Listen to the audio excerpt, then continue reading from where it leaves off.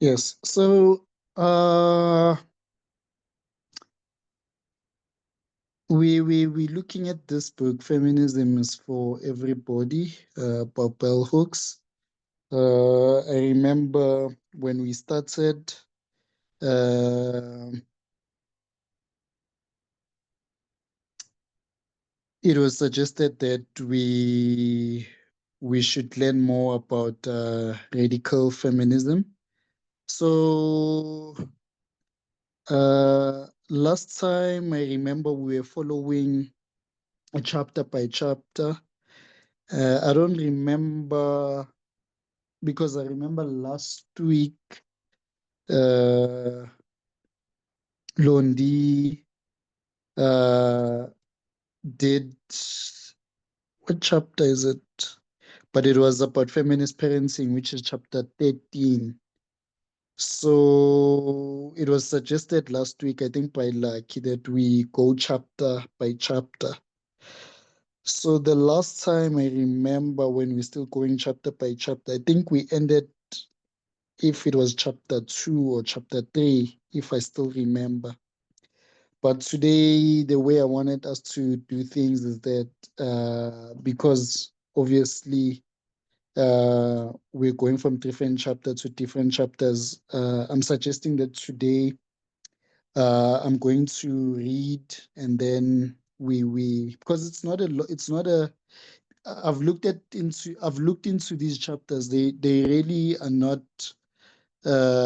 long chapters. I don't think they even will take uh, more than 15 minutes, can be less than that.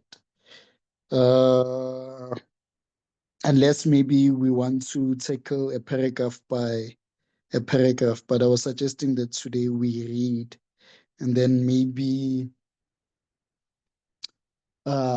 next week, if maybe it's someone else, they will uh, do the study according to how they want to do it. But I like the suggestion that, like, he suggested that we should look into chapter by chapter, just like that. And I don't despise wanting of us to look at a different chapter, because last week's presentation by Londi, it was very impactful, especially when it comes to feminist parenting. I got to learn a lot when it comes to that, and I believe uh, we all did. So, if I'm not mistaken, the last time we read, it was conscious. It was this one, consciousness rising. I think it was Lucky. If you are here, like, are you present? If you're present, I think you're the one who touched on. Okay, like he's not here. I think he was the one who touched on feminine. What's this again? Consciousness raising. Uh, And when I remember, if I could remember what it was about, uh, you know, being being aware of internal sexism within oneself and within women as well. That it's not only men who can, uh, you know, uh, become sexist, but even women can become sexist. So consciousness raising is about looking into oneself and uh, trying to understand sexism within yourself and trying to break down that sexism so that at least you as a person, you are able uh, to come out of it. So today I'm going to look at sisterhood is still powerful. I don't know if this one was done, because I think there was a Friday where the study was done where I was not. But the last time I remember, it was the one on consciousness. So I know someone who's always here is Milton. So Milton, if you can correct me, uh, the time we're following chapter by chapter, which chapter did we end at, or did you guys? Sorry for saying guys. Did you end with? Maybe I was not around. Did you do sisterhood is still powerful? Anyone can respond to this, but I know Milton is someone who's always present when it comes to studies. I think someone did sisterhood. Oh, It's okay. not small. No. Yeah, maybe you were not present. Oh, yeah, yeah. So, and then, okay, and then the feminist education for critical consciousness. Did No, someone? Oh, not okay, yet. okay. All right. So I think I'll start here. I did read both chapters because I didn't want to be mistaken. So I did look into both sisterhood and also the feminist education. Just to give a brief summary of what I've learned on sisterhood, ne, is that you find that during when feminists came, it was it was about uh, it was about women's obviously fighting for women's rights and all of that. Ne? But then what had happened is that feminists became when feminists began, it started on a good notion, but then it became mainstream. Then when it became mainstream, it seems like it lost its value, especially uh, going into education, learning about feminists. There was a whole lot of differentiation between feminists fighting for women's right, but then when it became mainstream, it was like choosy or particular women. It could be like white women, and then you less focus on black women and things like that, or privileged women and things like that. So it ruined the this sisterhood because people looked into feminist in different lenses. You have liberal feminism, you have radical feminist. There were a lot of compromise between the two. So you'd find even the divisions within the sisterhood. So uh, it's yeah, that's basically what the sisterhood was about. And the importance of sisterhood is that uh, you know you go into the core of what, because this is what radical feminism is about. You go into a core of what sexism is about and try to fight it. And women would use to come together and highlights these issues which we're facing. But then when it became mainstream, or when feminist was viewed in a patriarchal mindset, it became it's the sisterhood started to break away. So bell hooks here, or on the chapter, she mentioned that it is still important even today for this sisterhood meeting to continue. And I think it's what we are also doing, because these sisterhood meetings, they were like, if you know Alcoholic Anonymous, which is the AA group for people who are struggling with alcohol and things like that. So this sisterhood group they have the same analogy as that, where they come together, correct one another, and there would be arguments as well. It was like an argumentative discussions, but at the end of the day, you'd leave those discussion renewed. You'd leave those discussion, well informed about what sexism is, what feminism is, because during that time when uh, feminist theory came up, these were the people who were defining what feminism is, because there was this, and this is what the book talks about. Like, it seems like there's a whole lot of backlash on feminists, but they don't understand what feminism is, because people will think that feminism is about anti-male, it's all about women's rights and things like that. But we get to understand that feminism is about gender equality, regardless of race, color, or or gender.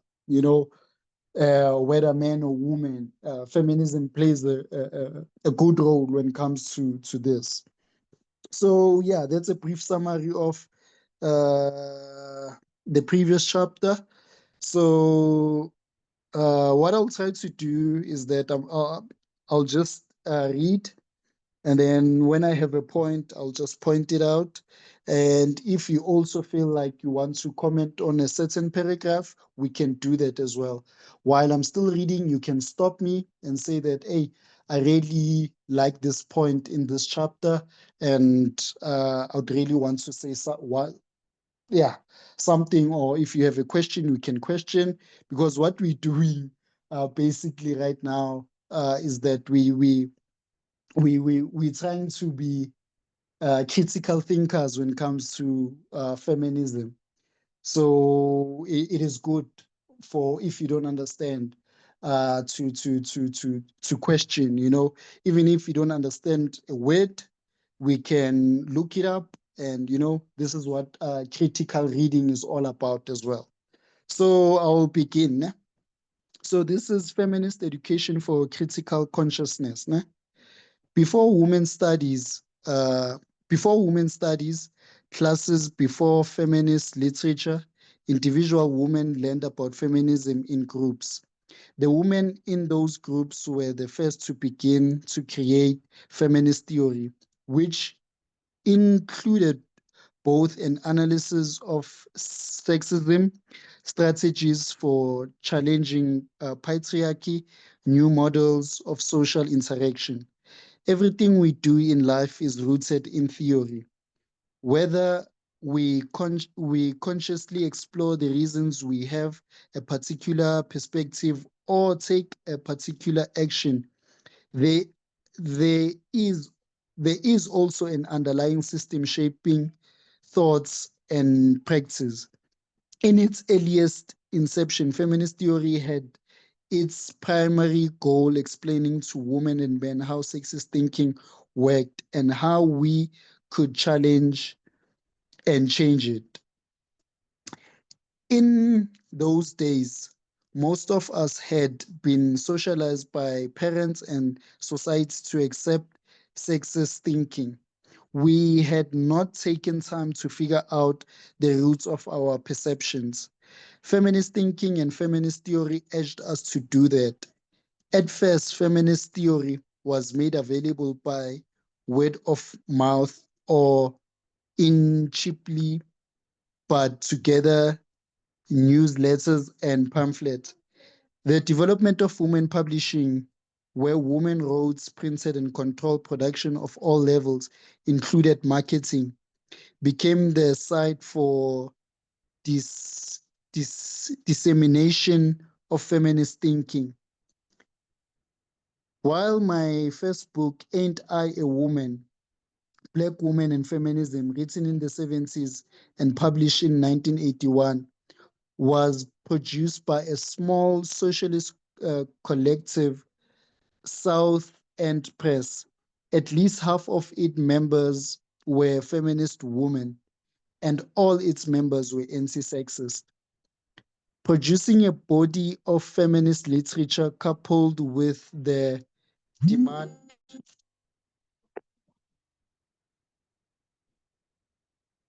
Producing a body of feminist literature coupled with the demand for the recovery of women's history was one of the most powerful and successful interventions of contemporary feminism. In all spheres of literate writing and academic scholarship, works by women had historically received little or no attention as consequences of gender discrimination. Remarkably, when feminist movement exposed biases in curriculum, much of this forgotten and ignored works was rediscovered. The formation of women's studies programs in colleges and universities provided institutional legitimation for academic focus on work by women. Following in the wake of Black studies, women's studies became the place where one could learn about gender, about women from a non biased perspective. Are there any comments, questions about what we have read so far?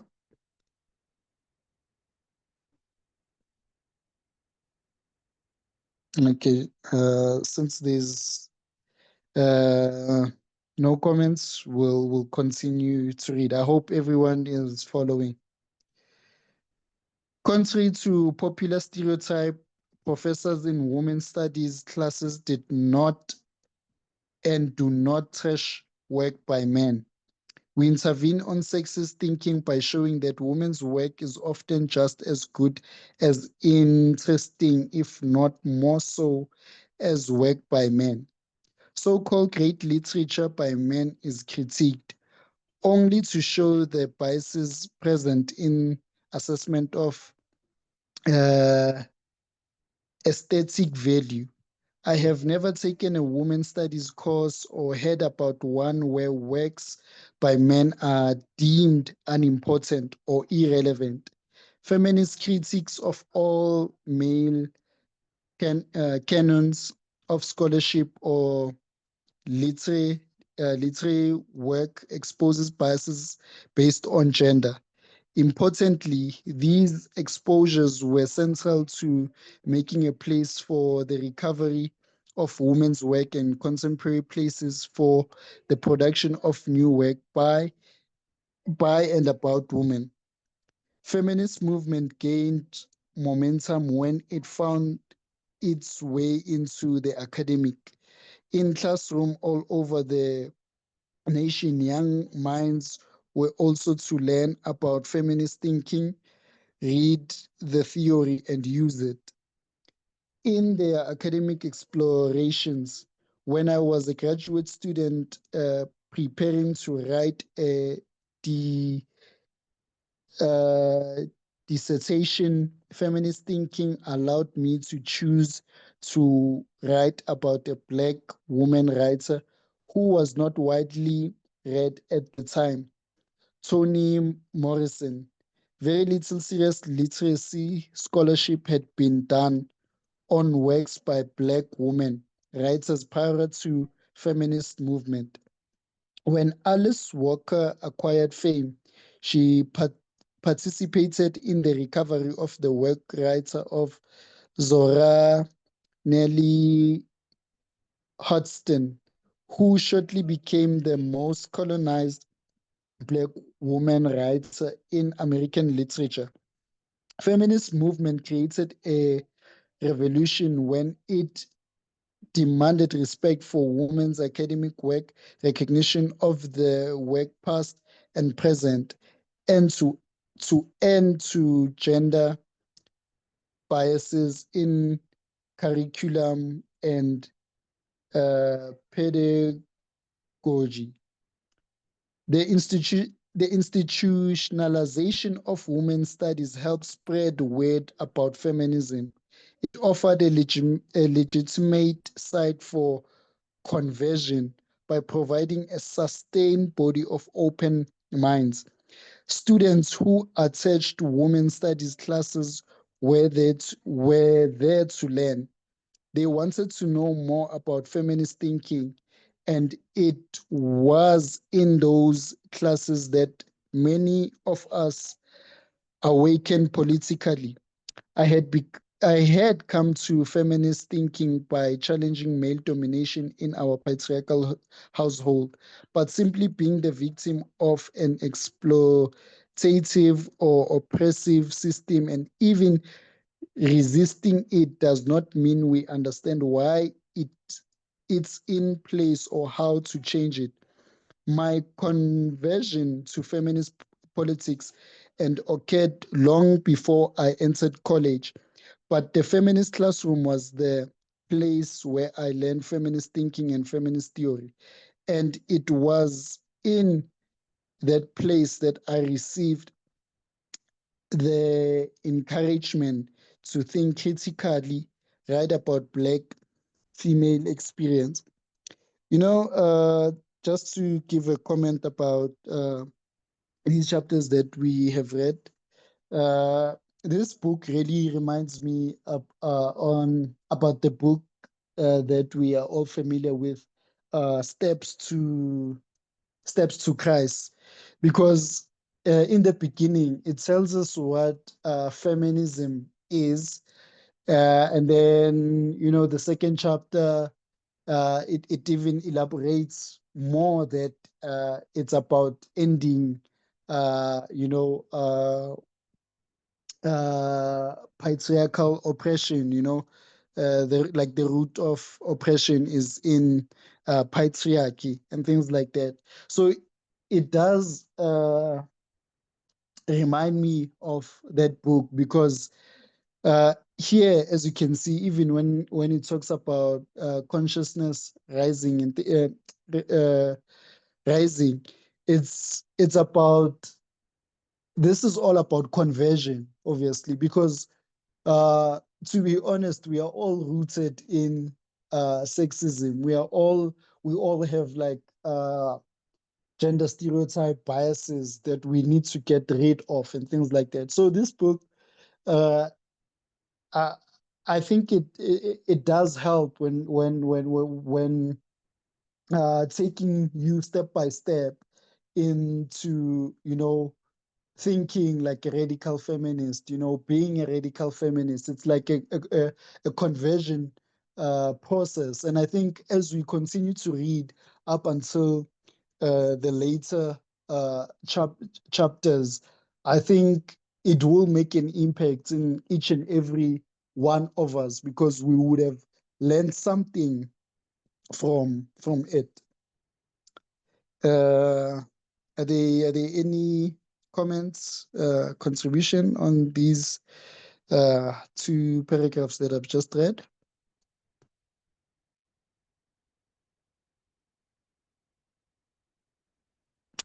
Okay, so I'll continue.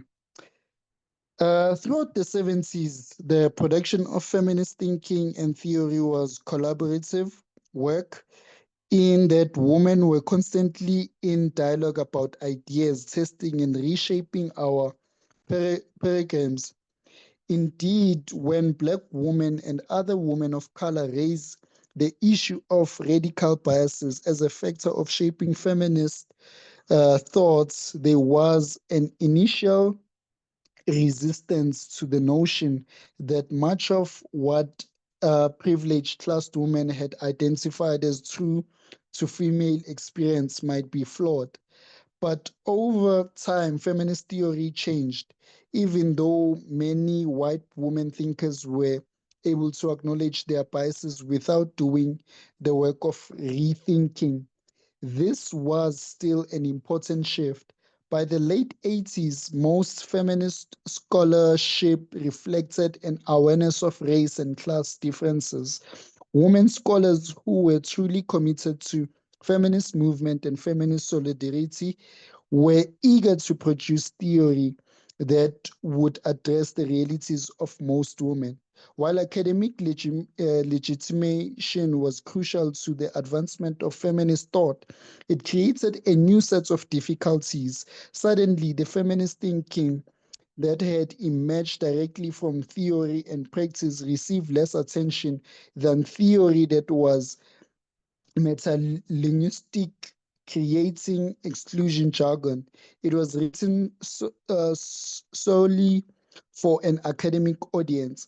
It was as if a larger body of feminist thinking banded together to form an elite group writing theory that could be understood only by an in crowd. Women and men outside the academic domain were no longer considered an important audience. Feminist thinking and theory were no longer tied to feminist movement. Academic politics and careerism overshadowed feminist politics. Feminist theory began to be housed in an academic ghetto with little connection to a world outside. Work was and is produced in the academy that is oftentimes visionary, but these insights rarely reach many people. As a consequence, the academization of feminist thought in the manner undermines feminist movement via depoliticization, de-radicalized. It is like every other academic discipline, with the only difference being the focus of gender. Okay, just to explain uh, these paragraph is that, and it's what I said in the beginning about also what had happened also in sisterhood. Uh, so it seems like the more which is good, the more the feminist studies or feminist theory became uh more part of education system and things like that, the more there was a gap between uh talking about it in an informal spaces. So it became more formal. Like speaking about feminism, it became more formal. It seems like you needed to be educated for you to be a feminist. And I think obvious Bell Hooks is will try to tell us, or will tell us, that this shouldn't be the case as we continue to read. Literature that helps inform masses of people, that helps individual understand feminist thinking and feminist politics, needs to be written in a range of style and formats. We need work that is especially geared towards youth culture. No one produced that work in academic setting without abandoning women's studies programs, which are already at risk at colleges and universities as conservatives seek to undo the changes created by struggles for gender justice. We need feminist studies that is community based. Imagine a mass-based feminist movement where folks go to door, passing out literature, taking the time as do religious groups to explain to people what feminism is all about. So this is basically her solutions, that feminism shouldn't be something which is looked into uh, at an academic level, but it should be something that it's part of our everyday language. It's part of what we speak about when we seated at home. When if we are watching TV or watching something, we are able to point out that, hey, but this is a sexist idea. Oh, look at this. It seems like, to have that in our own vocabulary as well. So when contemporary feminist movement was at its peak, sexist biases in books for children were critiqued. Books for free children were written. Once we cease being critically vigilant, the sexism began to reappear. Children's literature is one of the most crucial sites for feminist education, for critical consciousness, precisely because beliefs and identities are still being formed. And more often than not, narrow minded thinking about gender continues to be the norm of the playground. Public education for children has to be a place where feminist activities activists continue to do the work of creating an unbiased curriculum. Future feminist movement must necessarily think of feminist education as significant in the lives of everyone. Despite the economic gains of individual feminists, many women who have amassed wealth or accepted the contribution of wealthy males who are our allies in struggles. We have created no schools funded on feminist principles for girls and boys, for women and men, by failing to create a mass based educational movement to teach everyone about feminism. We allow mainstream patriarchal mass media to remain the primary place where folks who learn about feminism, and most of what they learn is negative. Teaching feminist thoughts and theory to everyone means that we have to reach beyond the academic and even the written word. Masses of folks lack the skills to read most feminist books. Books on tape, songs, radio, televisions are all ways uh, to share feminist knowledge.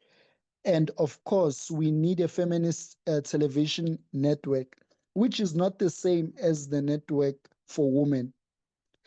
Gala- Galvanizing funds to create a feminist television network would help us spread feminist thinking globally. If we cannot own a network, let's pay for time on an existing network after years of ownership by males who were not all anti-sexist. Miss Magazine is now owned by women who are all deeply committed to feminist principles. This is a step to the right direction. So this is the solution that she's providing. If we do not work to create a mass-based movement which offers feminist education to everyone, females and males, feminist theory and practice will always be undermined by the negative information produced in most mainstream media.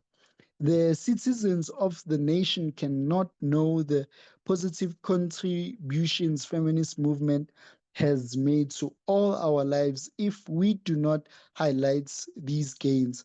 Constructive feminist contribution to the well-being of our communities and society are, are often appropriated by the dominant culture, which then project negative representations of feminism.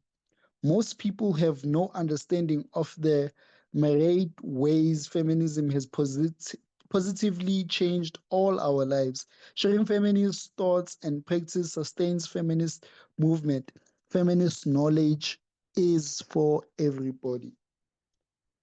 Yeah. So as I said, that this is really a short read. You can finish one chapter within 15 minutes. That's what I've noticed when reading this book. So yeah, just to give uh, my last thoughts before like I hand over to what's your thought? What is it that you want to take? Is that to be honest, Bell Hooks is trying to be practical when it comes to radical feminism. Pamanda has done recent studies to compare radical feminism and liberal feminism, and obviously we know that radical feminists uh, you know, it's it wants to uproot patriarchy, while liberal feminism is working within the frameworks of patriarchy. Yeah. So, but here, what we get to see is that uh, what Bell Hooks is suggesting is that let's fill up these spaces because it's information that changes people's life. We live in an information world. We are in an information war. You know, this World War III is all about information. So what she's basically saying is that let's occupy uh, these spaces, you know. Let's voice out what feminism is about, or what radical feminism is about within these spaces. Let's occupy them. Let's teach them. Let feminism be part of everyone's daily lives. Let everyone hear about what this is about, because people, they speak negatively on something that they don't know, you know. So it's important that we learn this information ourselves.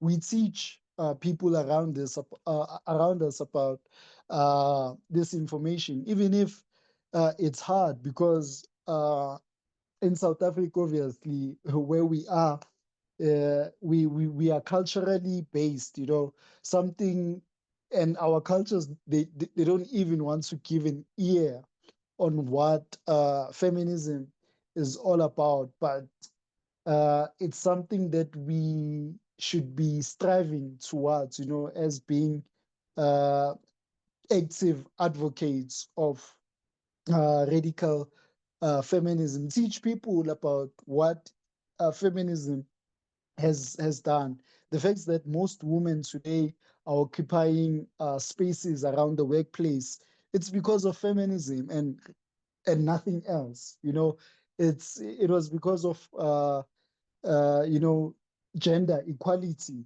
and nothing else. You know, human rights, nothing else. So yeah, that's my thoughts and what I took out from this chapter, which is feminist education for critical consciousness. So the critical part of this is learning what feminist is about for yourself and understanding it for yourself, and also teaching others around you and advocating uh, feminism. So yeah, I don't know if are there any comments or contributions to what I've read. Uh, the floor is yours. If there are any questions, we can tackle the questions all together. But basically, uh, I'm done.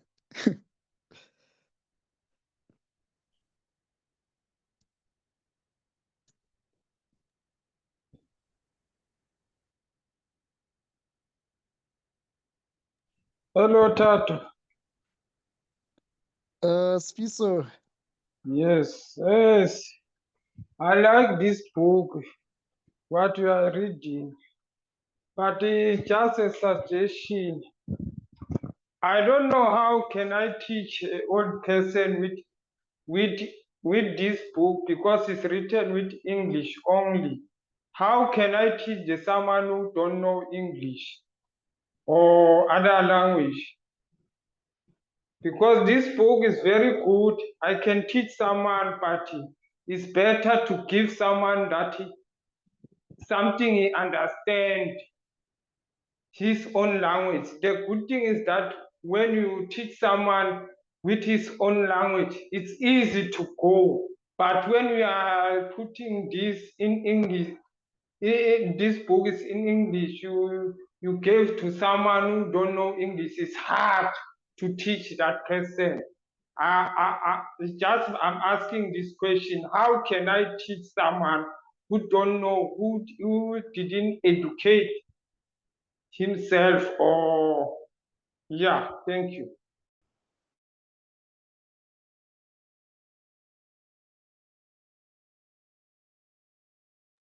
um, Thank you, Sfiso. And it's a good question because it's the same analogy that Bell Hooks is actually making when it comes to feminist literature being far away from people. I think it's a call for us, but I don't know how we can do it. For these books to also be translated into our home languages so that it can be relatable to people who haven't done English as in school or who don't know English. So it's a very good questions, but on your side, if maybe you can, and this is basically what I would do. Let's say if I do have someone who I would have to teach this book, who's interested, obviously, to learn as well about feminism, but then does not understand the language, is that I would just,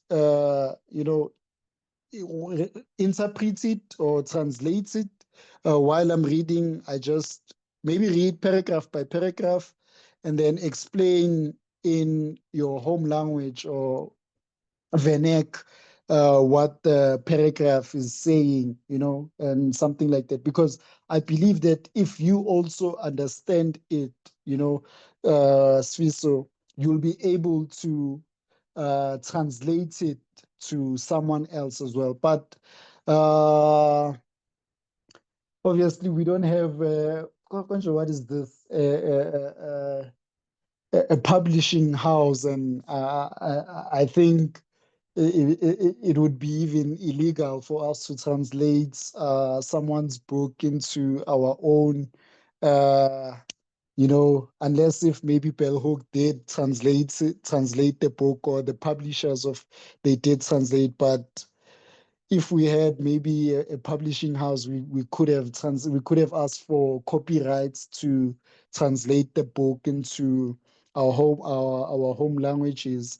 But then since we don't, it would be good for us if maybe we're teaching someone who's finding difficult in English to explain at least paragraph by paragraph, or you, since you understand the book, try to translate the book to someone like verbally, and things like that. I know it's difficult, but it's a good question, and it's a question that uh, this is the reason why feminism is not everywhere. It's because most feminist books, they are written in English, or or if they are translated, it's either they are translated into uh, the European languages, the Western languages. So you are even pointing out something which is a problem. Obviously, the reason that maybe South Africa is not accustomed to feminism, it's because uh, most people, they think this feminism is a Western theology or a Western doctrine, so they wouldn't adapt it because it's not in their language. So I don't know how will this happen. Maybe we do one day pray that we have publishing houses so that we can buy copyrights to translate uh, books like these ones, or we can even publish our own radical feminist books, because we do have that knowledge as well. And our what I've noticed also in the movement, our the way we think about feminism and the way the world thinks about feminism, the, it's actually not the same, because we are rooted in what we are learning also in our religion and things like that. So it would be good for us to do that. But I think the what's also helping is because I saw that Elder Gracious is also translating, and Dimakatso, they are translating what is this? The presentations which have been are done in Zulu. So at least that's a step forward. We shouldn't always look at the negativity, but that's a good step forward. So yeah. Uh, any other thoughts, questions? If you want to share something, you can also share today, because this is like a sisterhood group where we come together to speak about feminism, even if it's something which you have recognized during the week or in the past, where you see sexism or something. You can, I think it's it's a safe space to talk about this. Sometimes we don't talk about the things that happen to us.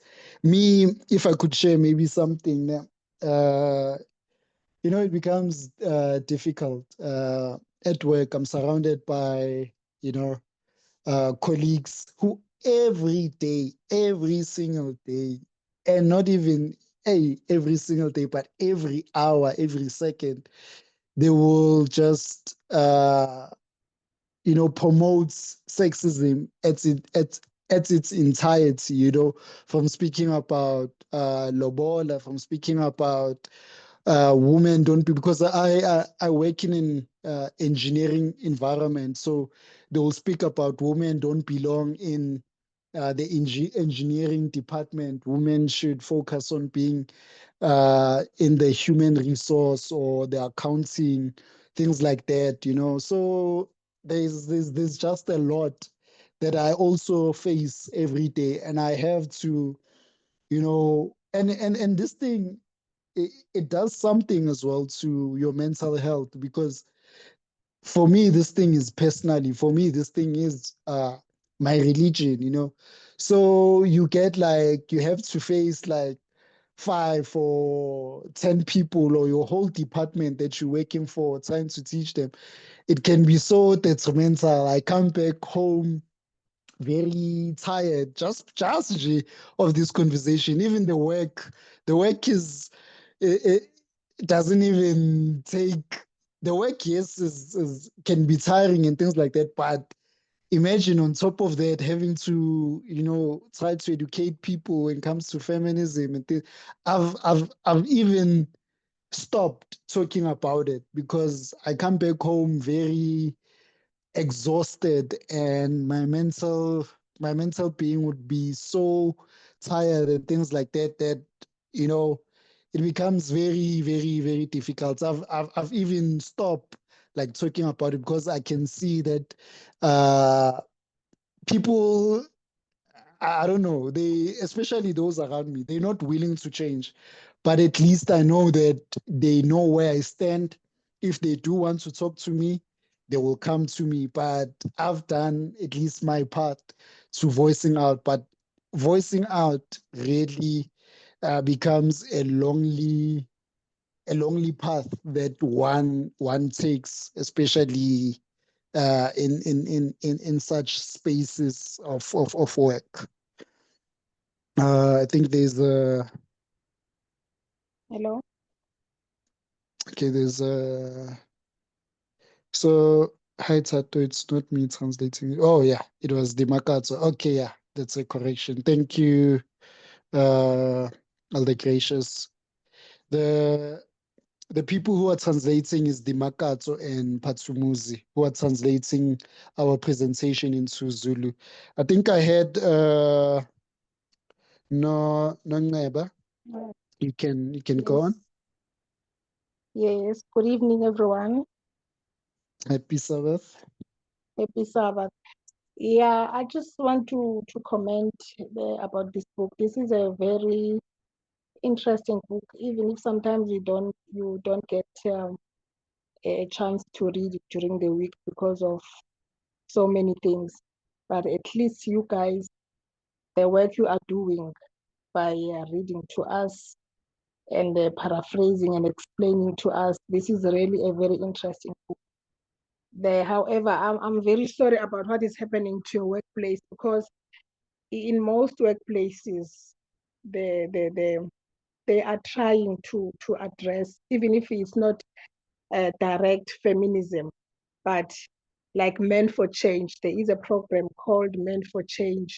So I think that program is also part of the feminism, because they're trying to address the stereotyped patriarchy side of men, so that they can know that females are people that need to be recognized. There's no way, like not in this era.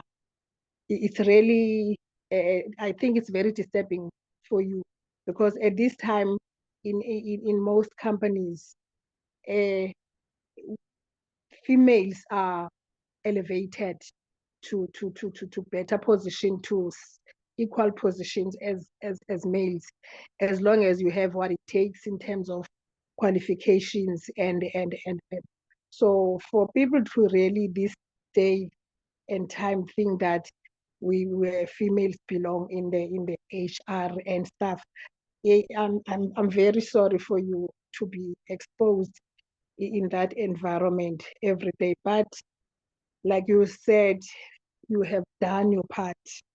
You have done your part. One day, because the issue of lifting up females is even done on social media, like everywhere, like it's uplifted. So people are just being adamant and stubborn, not wanting to understand where we are now, if you know what I mean. So, but do your part, pray about it. Yeah. Thank you very much. Yeah, and it's true what you're saying. Even the company that I work for, to be honest, when it comes to the policies and its laws and everything else, it does promote uh, even gender equity, going up Yes, until equity, where like yes, the management positions will be occupied by females and things like that. yes. But what you can see is that people now I'm talking about obviously culture, the culture of the people. It seems like they're not ready for that, or they're not, Change. yeah, or they're not or they're still rooted in their cultures, not willingly to adopt this new environment that they living in. So yeah, like that's the issue that I get to see uh every day, that's the issue. And to be honest, I'm glad that I'm able to see that issue, because it seems it shows that there's something that I'm learning. Imagine if I was not learning this. I was going to be ignorant to this whole thing. I was going to look at the world in the lenses that everything is okay, just like them.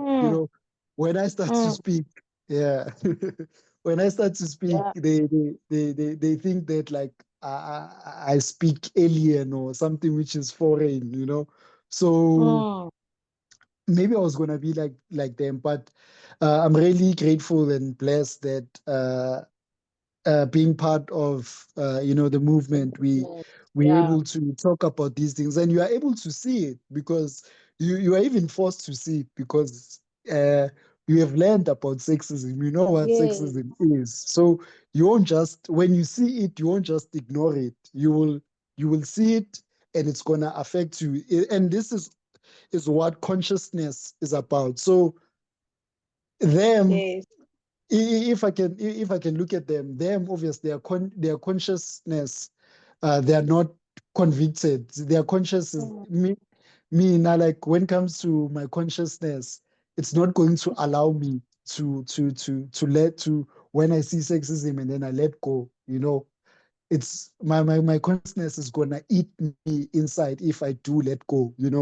So I think that's what the book is all about as well, that your consciousness needs to Should be alive. yeah, yes. Your consciousness Thank you, should be thank you, alive. thank you so much, Nongleba.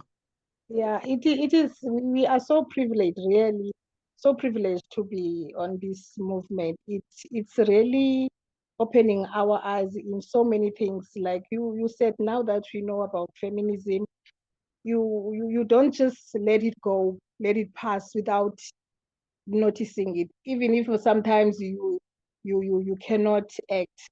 Like in one time, I also share it with my other congregants one time at our meeting at our church, that there was this guy in a supermarket.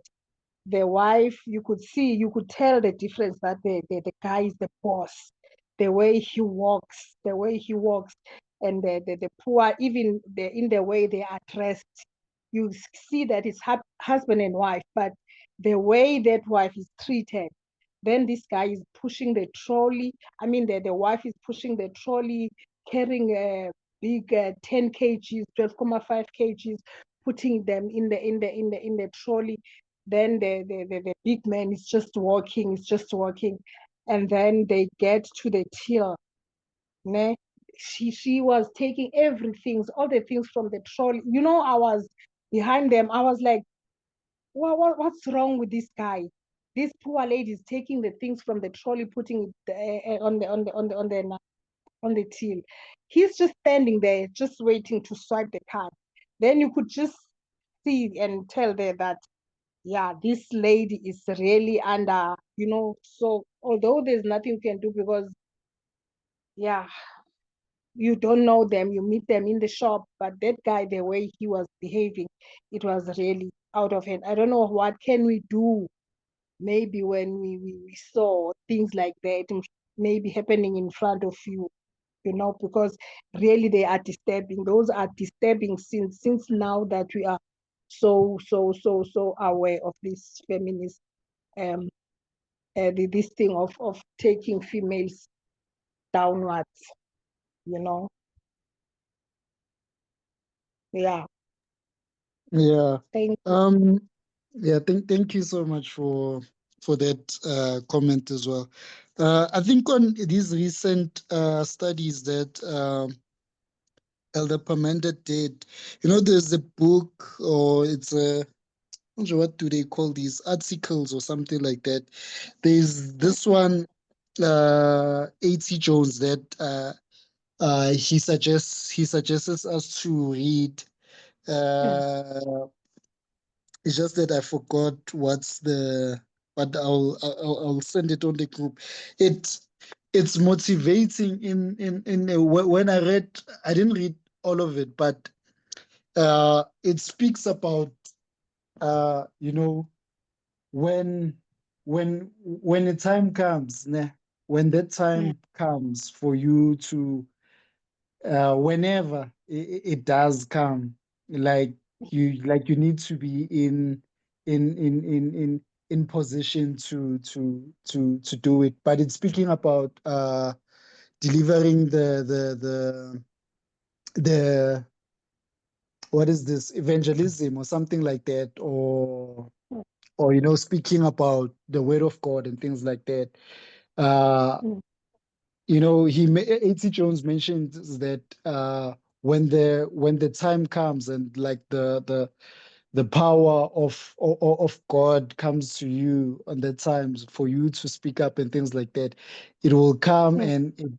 and it will come at the right time. Right, So yes. I think for our own mental health and things like that, I don't think we should beat ourselves up, because we also understand what's the world's positions, and we also understand that uh, there's a place we want to get to as well. This world obviously is not our our home, and we cannot, to be honest, change everything. But also, when it comes for you, if you do have that strength to do it, you know, uh, God will help you. You know, and everything that you have learned will also have been there. Even the support, uh, the support that we also have here in the movement is benevolence, things like that. We should we should support even financially when it comes to benevolence, because even within the movement, we have ab- cases of abuse that uh, people are facing, women are facing. So there's a lot of ways in which we can support, and this uh, that's how we can play our role as radical feminist and things, and so forth. So, but it really becomes stressful, especially when you look at like the world, and just commenting on people's life. You might end up being in between, while you're trying to help. You might end up in being in between, and it's painful. uh there's also even on like my side, where we tried to help a colleague to come out from an abusive boyfriend. What ended up happening is that the the the she got back with her boyfriend, and it was like nothing happened. And we tried to help, we tried to intervene and things like that, but it was like nothing had happened and things like that. But we continue to give support. We continue to give support. We are not judgmental of the decisions that she had made, but it it really becomes difficult, trying to be active about these issues. But I think where we can, we should. But if it's gonna even cost us, we should just lay back just to get strength, and then go back when we are strong enough.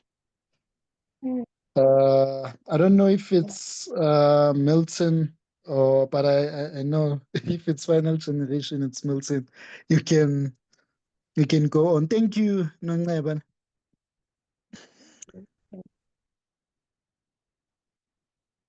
Milton, I can see Hello. your hand. Yes. Yeah, okay. Yeah, so I just wanted to start from the title of the book itself, of the chapter, where it is speaking about feminist education for critical consciousness. When you look at the inception of feminism as a theory and the groundwork that yet to be done, if you compare that with most of the social programs that have changed the world, whether in human rights, all the steps that are supposed to be taken to drive change were actually taken. And you are going to see that it started by one-on-one meetings where usually women of a certain class go and get the information firsthand, and then they to go and influence others. Then it came to a stage where they print books, and then when it became mainstream, we saw that it kind of diverted the attention, and feminism was now like classified for a certain group and all that. And when you look now where we are and all the waves of feminism that has happened, you can clearly see that the world has just rejected the idea of being taught about how to address issues that affect women, because you look at the logic, the theory, and the facts that were put in place, there's nothing that is missing. Actually, if feminism was to be successful, of all the things that have become famous in the world, it should have been one of the most well-known issues in our society. But it's just unbelievable how society has managed to resist, and the backlash, it's just amazing. So I don't think the failure is only on the efforts and the division that has happened within feminism itself. I think it has become so easy for people to look at the negative and make it the reason why feminism has failed, but not looking at the willingness of wanting to learn and decide based upon the fact of what has been presented. So you can actually see that everything that people need critical thinking for, they apply that skill and they get the information they want. But when it comes to feminism, most people are not willing to get effect on that. They just use assumption. So I think the title itself invokes that for you to be grounded, you cannot just take it casually and think that you get to understand and be able to stand for. And then coming to like what Fiso was saying, that we need to read books out to people. I think at the same time, in as much as we feel convinced and convicted of the message, but we also need to remember the fact that as Adventists, we used to believe that we are going to do a great work and do great evangelism. But when the message of the hour has been opened, we saw the dynamics have changed, the nature of the Sunday law. And it is not that straightforward even to think of how you can go to the world with this message. Even radical feminism books, all those avenues, I think with equality, they are just not straightforward to think of how we are going to influence outside world apart from us. And I think the reality is sinking in us slowly that there are people who are going to be saved. And we just need to be prepared. We cannot map out the way in which we are going to do an external work. I think that has become something that we were unrealistic in thinking that we can still do a great work. And the type of the message we are having, the resistance that the world is showing. In the movement, there are people who are old, who can read, who are willing to understand. But to want to change someone from scratch, especially, there's a lot which is involved. If you are to look at someone who is not a Christian, you need to start by getting them the confidence of what type of a religion we are. Some people think, okay, I'll start by going to them to the Bible. How are you going to start even with the Bible with methodology? If you become too radical in that approach, it's very easy to make people get lost. Let alone to switch from the Bible, come to equality. It's a lot. So I think we just need to process and make sure we learn as much as we can. And those who are willing, who are going to be brought to us to learn, there is a groundwork which would have been done. But it's not going to be the way we think we're going to do things. I think it's going to also relieve ourselves from the pressure of wanting to think that we are not doing enough, or to end up thinking we have got a way of doing things that needs to be done when there's actually no way to do something.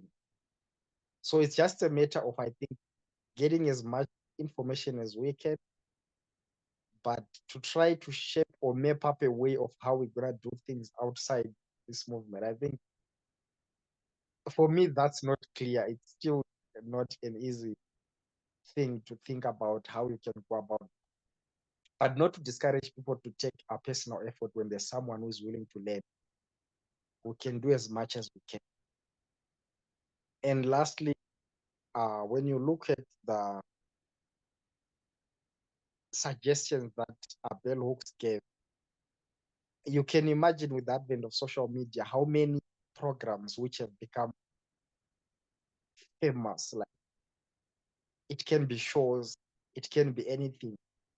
But to think of a feminist channel that not even one exists, and this, is it that there's no people are willing to, or what would happen if one tries to do it? You can just see that those were brilliant ideas and nothing can stop it. Why is it not happening? It's a question which for now I don't have even answers, but I'm even amazed at how she suggested all these things. And there shouldn't be any limitations to it, but it's just not happening.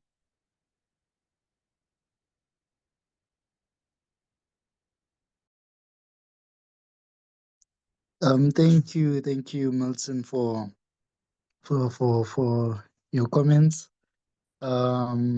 Yeah, it's you know, uh every time when I read this book or any chapter of this book, because uh I've read this book so many times, and I'm always intrigued by the first, even from like the introduction, each and every word.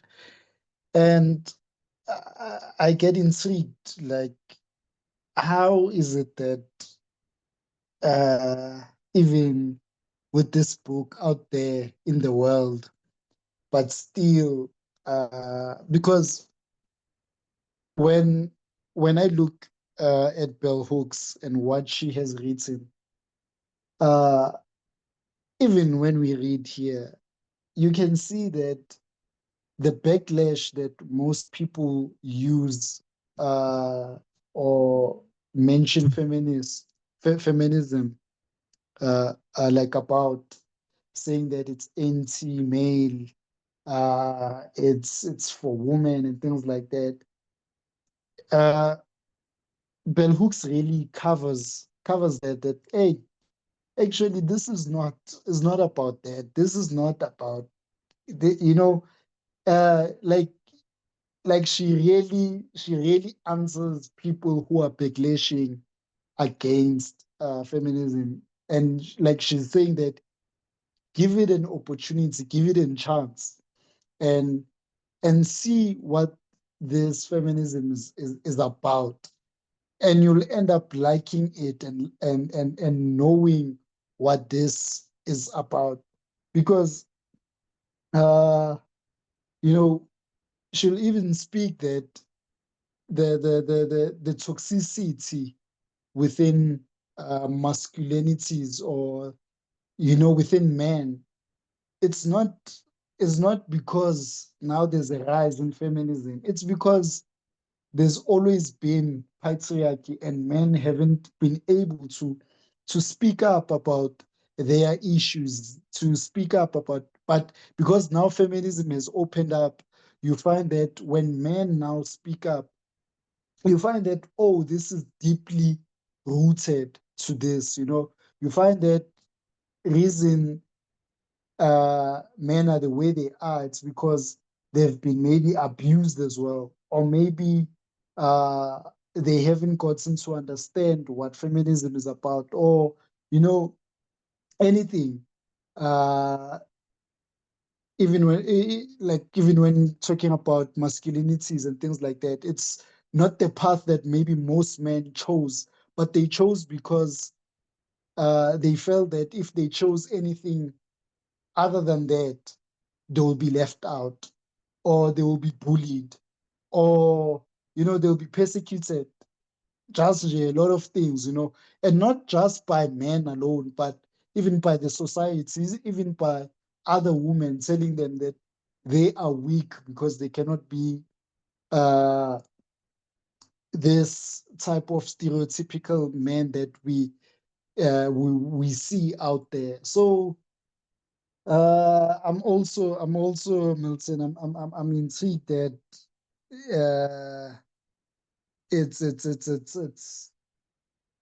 it seems like her advice were not taken, you know, seriously, or it seems like she's not as popular as maybe we think that she is, and things like that. Because uh, like I really think that uh, people should just give her literature a chance and then read it, and then they can decide from there. Because if we cannot, okay, yes, Fiso can. Oh, it's Tolani and Lonely. Can continue.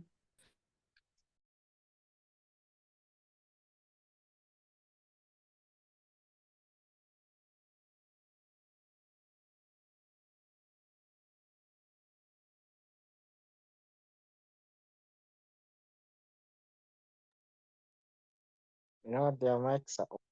Someone just. Oh, I Hello, thought maybe. Yes, Deborah, you can continue. happy Sabbath. Thank you Happy for Sabbath. for the for this topic. It is really challenging us very much, and in the other way, it is a blessing for us. You see, we in the past it has never been, understood. People don't talk about because of the cultures. You cannot talk about all these feminist theories. You cannot talk about them because they will misunderstand you. But it is good God has brought us in the movement to understand. To then this is our challenge today. How do we ourselves reach out for others? Because now we are reading the other women who are feminist literatures. They wrote, they published. It is what we are reading today.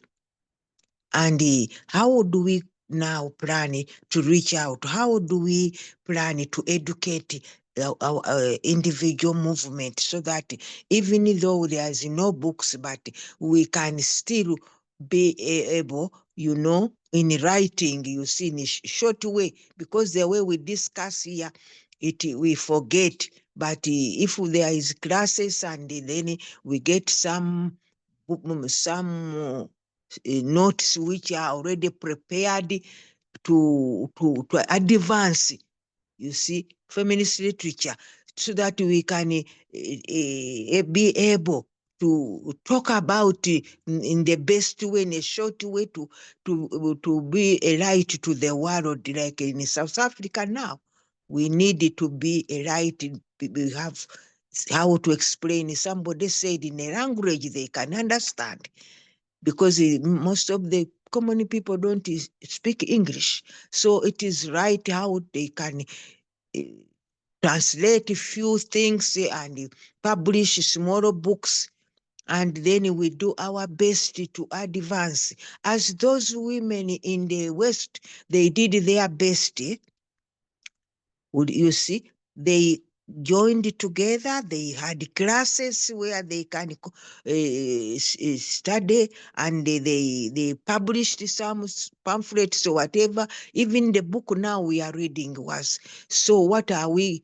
Our plan, as in the movement, we have been enlightened with this wonderful message. How are we going to reach out to ordinary people so that we need some classes, more classes, to be taught that we, in a short way, we can do this 1, 2, 3. We can start teaching in a short way, not in advanced way as we do now, but the way approaching to outreach. If somebody can ask us, how do we start teaching? Because it is our challenge now. If we don't do it, then it will be that we learn nothing. So we need to have a method. We need to have the way out, how we are going to advance the feminist theory and all these which we have learned from in this book. That is, I hope there will be some classes for us when we meet, and few things to record so that we have some notes. Then we can be able to approach to others, because we have privilege. It is a very difficult subject to the most of the people. They don't believe in a patriarchal system is embedded in, is really rooted in people mind. But as these women tried to learn and to form feminism groups, we also can do our best in that way. Thank you very much.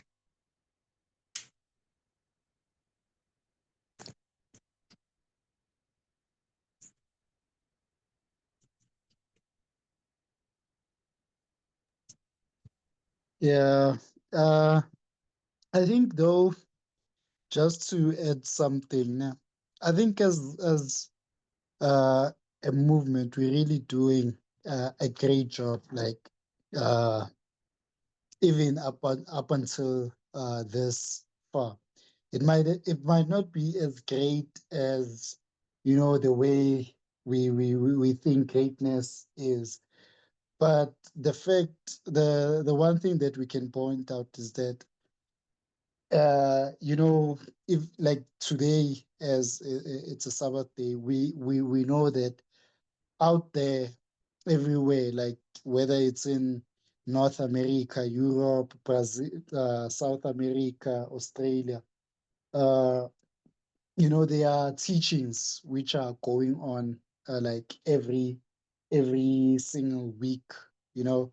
When it comes to this, we are also planning camp meetings, to meet and revive one another when it comes to this message and all of that. And I think as also what Milton has said, is that uh, people out there, they will be saved. Uh, it's just that maybe we don't know the how parts, but they will be saved. Maybe when the time is right, it's going to happen. Because we are following the lines. The lines are telling us that as well. That the Levites and the Nethinims, they will be part of this movement. They actually are part of this movement, according to also their different journeys and things like that. So, but me, I'm impressed even from where we were at. Remember, we learned about radical feminism in 2019. For 2019, it was when radical feminists actually began, but then we started learning about it in 2020, 2021. So we're still even young when it comes to radical feminists. But if you can challenge your own thoughts, uh, prior to 2019 and after 2019, just look at your own individual growth when it comes to this message. You also need to take note of that as well, because not long ago radical feminism was foreign to almost all of us within the movement. But now we are talking about it even daily. We are even reading radical feminist books and things like that. We are studying about it, almost every week. So when it comes to the progress, we've really done a lot. Remember also in this journey is that you are also saving your own life. You are also the person who you should be. Uh, how can I put it? You are also a person who you should be saved by the message which you believe as well. So before even going out to the world, before trying to preach to everyone else, uh, check your standing as well. Check you know, preach to yourself. Make get yourself acquainted to to this message as well. And I believe that when the time comes, when the time is right, just like that article that A.T. Jones says that, you know, God will reveal like his sorry to say his, but their glory. So yeah, I think we have went past way our time. Thank you for all the contributions and everything which has been shared today.